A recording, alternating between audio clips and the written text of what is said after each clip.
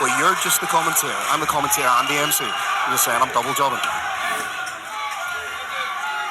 Very much all to play for. Kerry, what it comes down to, this particular round, is quite simply who wants it more. A war of attrition. What does Nabil have left in the tank? Can Mubaraz pick up from where he left off? The question for me is, does Mubaraz get overconfident, believe he can trade with his opponent? Or does he dance with a Gallat Brungham, level change right now, and get his opponent on his back? I think that's exactly what he's going to do, Kerry. Use those hands to close the distance a little bit, and then shoot in for the takedown. Yep. Good heavy Turns sprawl. the corner. Oh, denied. That is huge huge. moment for Nabil, but he's back in.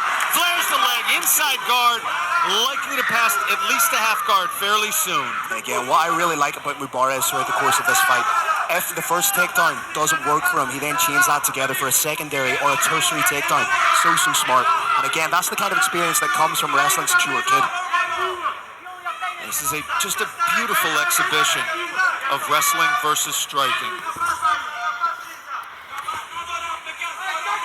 Bob Fitzsimmons, a world boxing champion, said 9 times out of 10, a world champion in boxing versus a world champion in wrestling, 9 times out of 10, the wrestler will win. That was back in the early 1900s. It's still true. Those shots are going to the back of the head. Good head positioning here from Mubaraz. No, it's perfectly legal. He's allowed to put the head underneath the chin. You can put your forehead into your opponent's eye. You cannot put your chin in the eye, but that forehead can go right in the eye. Now, he needs to be careful there. That could be misinterpreted as a headbutt. You can place and put pressure, but you cannot headbutt. It was a cheeky little fence grab again from the bottom.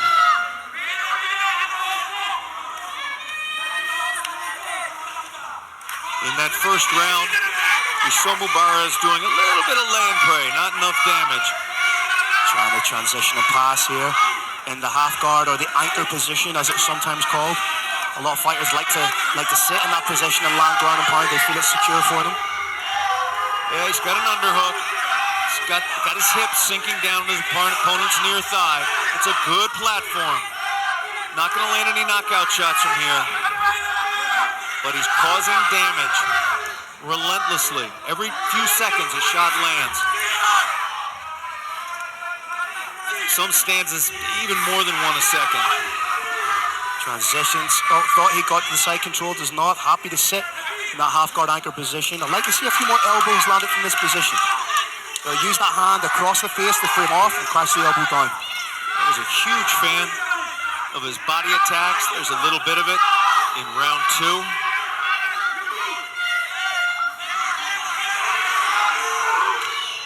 Nabil's still in it, man. He threw a nice little knee from bottom.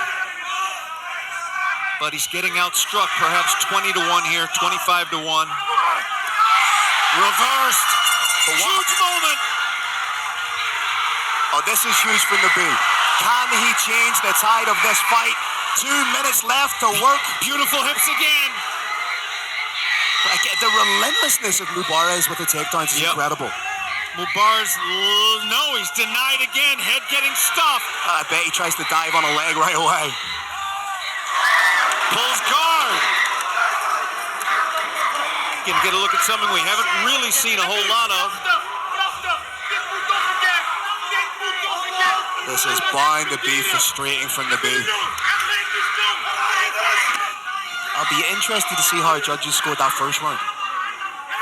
It's not going to matter whether it's 3 rounds to none or 2 rounds to 1. Little question in the eyes of anyone here that the Afghan Baikal, entering the final minute of the round and indeed the fight. Can Nabil pull a rabbit out of a hat? And 3 5-minute rounds under those lights is bound to be so debilitating. Losing blood, debilitating. Heat, debilitating. Being punched in the face and the body, debilitating. Elbows coming down, debilitating. This is a hard day at the office. Oh, it's a beautiful shot over the top again by Mubaraz. 20 seconds to go. Partisan crowd here cheering for their hero. He's trying to make something happen here. He's opening the guard, trying to do something proactive. But again, when you're facing somebody of the wrestling pedigree of Mubaraz, it's always going to be difficult.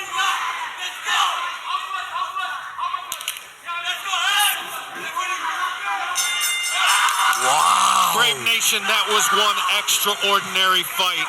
You see Afghan Baikal, his hands held up victorious. That